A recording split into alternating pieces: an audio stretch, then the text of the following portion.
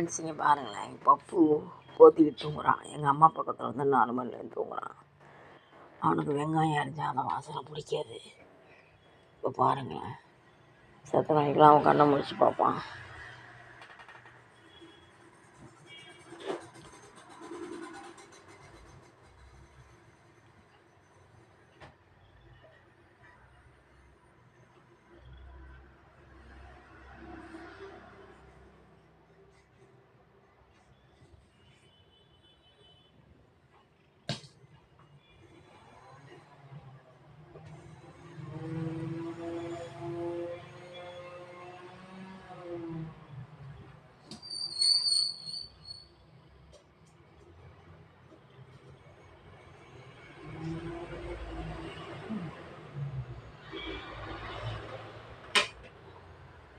யோசிச்சானா இப்போ பாருங்கள், பெரிய எட்டை எடுத்து வச்சு ஒரு கிண்ணம் போட்டு மூடிட்டு வாசனை போனால் டிவி பார்த்துக்குவோம் பாருங்க.